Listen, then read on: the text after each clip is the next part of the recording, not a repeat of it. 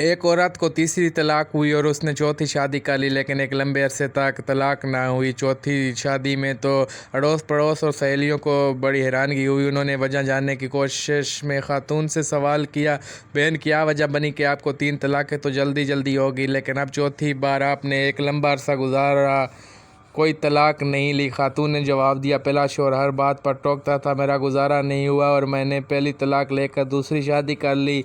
दूसरा शौहर टोकने के साथ साथ गालम गलोच भी करता था, मेरा गुजारा ना हुआ, मैंने दूसरी तलाक ले ली।